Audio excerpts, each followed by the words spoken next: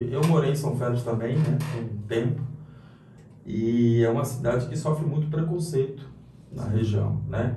É uma cidade que eu já ouvi falar muito que é uma cidade de uma rua só, é uma cidade que Só um retão. não tem nada, nada de nada, que é conhecida como uma cidade presépio, mas na verdade é uma grande presepada. De tudo que você acha que eu já ouvi sobre a questão da cidade de São Félix, na Bahia. Só que a grande maioria talvez nem saiba a grande importância dessa cidade no cenário da Bahia e do Brasil. Tanto assim que na época, quando a Cachoeira, né, era, enfim, a cidade que tinha uma economia muito forte, na época dos portugueses, Sim. e na época que houve uma revolução, começou Cachoeira com apoio de São Félix. Se São Félix não tivesse apoiado Cachoeira na guerra, enfim, né? Então, assim, a cidade de São Félix tem um nome histórico e que muitas das vezes, às vezes até esquecido. As pessoas nem lembram-se de São Félix, lembram de detalhes, falam mais de Cachoeira do que de São Félix. Então, e você tocou num assunto interessantíssimo sobre a questão dos jovens em si, né? Sim. De trabalhar os jovens. Porque hoje, mais do que nunca, o tráfico de drogas está tomando conta desses jovens. Por vários motivos. Mas o esporte consegue fazer com que esses jovens possam ser atraídos de uma outra forma, né? Deixa eu fazer uma perguntinha. Quando você estava lá no Chile, Sim. né, fazendo as suas lutas, recai de certa forma um peso nas suas costas. Sim, sim. Né? Qual é o peso? O peso de você passar por que passou, todas as dificuldades, né? Um peso de representar um Brasil que não aceita segundo lugar, isso é fato, isso é cultural nosso. Vice? Vice não é nada. Que nada, não é campeão, então.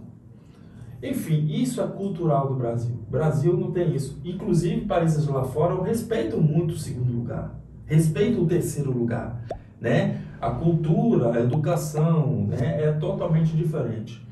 Isso chegou a te pesar na hora que você estava lá, enfim, você pensava nessa situação? O que você chegava a pensar antes da luta? Você ficou, de alguma forma, vamos dizer assim, meio que retraído ou não? E outra coisa, nas suas lutas, cada luta é individual e as estratégias são diferentes. Mas como é que você faz essa avaliação lá? Respondendo a primeira sobre a questão do peso, assim, só de ter saído da minha cidade e ir para outra cidade, correr atrás do meu sonho, eu já me sinto vitorioso, né?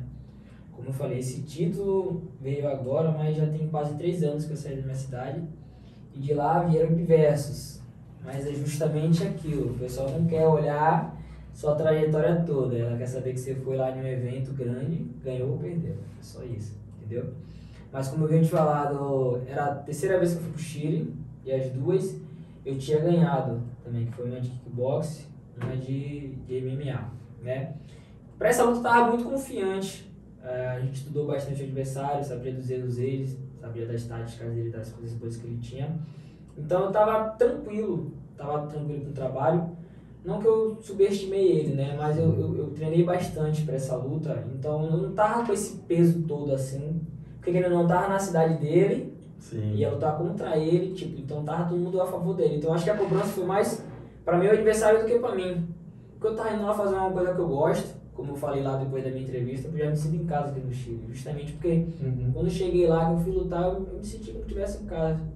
E tinha pessoas brasileiras na torcida também gritando, né?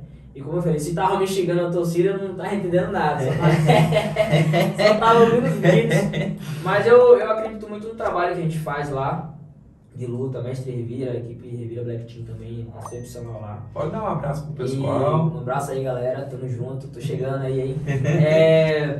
Então eu tava muito confiante nessa luta, então eu não tava sentindo esse peso, mas essa questão eu fico chateado justamente por isso, porque a gente tem que pensar em se ou se, mas se eu tivesse perdido, ia ter muita gente pra apontar. Com certeza. Aí fui lá, perdeu, não sei o quê. Mas a galera não vê a trajetória que você fez toda pra chegar lá, entendeu? Mas eu já me sinto vitorioso só de estar saindo daqui e, tipo assim, inspirando outros atletas. Direto eu recebo mensagem, pô, mano, tá com depressão, hoje eu vi suas lutas, consegui sair, comecei a treinar, direto pessoas mandam mensagem pra mim. E eu já me normalizei com isso, que as pessoas só vão te aplaudir realmente quando você estiver lá em cima. Até você estiver ali arrastando. Primeiramente a prefeitura, a política, ninguém vai olhar pra você. Mas quando estiver lá, né? E aí a gente tem que saber usar também isso a nosso favor. Claro. Mas tá de boa, tá tranquilo, pessoal. Você falou uma coisa interessante, né? Toda uma trajetória. Chegar no topo, enfim, chega. Para mim, eu acho que o mais difícil é manter-se no topo. Sim, verdade. Agora você virou mira de muita gente. Os outros lutadores miram você, porque querem isso aqui que você tem hoje, certo? Como é a sua rotina de treino? Como é que você, tipo assim, você treina todos os dias? Você faz outros tipos de estudo de outros tipos de artes marciais? Você faz outros tipos de avaliação? Você estuda o seu adversário? Como é o dia a dia seu na questão da luta e na questão dos seus próprios treinos? Então, né, apesar de eu ter ido para São Paulo, as coisas têm melhorado, mas eu ainda dependo muito de mim, né? Não que eu cheguei em São Paulo, recebi vários apoios que a gente tem, mas não é uma coisa que eu consiga só treinar, né? Hoje, como eu falei, eu vivo da luta, dou aula personal, dou aula em academia. Nesse meio tempo também eu treino na academia, então dou aula e treino, né?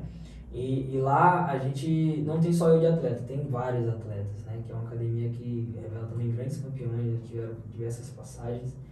E lá o mestre também disse esse negócio, se você quer chegar lá, você tem que treinar. Então os treinos lá são de manhã, de tarde, de noite. E aí a gente vai encaixando nossos horários com as nossas horas, né? Porque a gente também trabalha com aula e a gente vai encaixando esses horários. Mas de segunda a sábado é treino.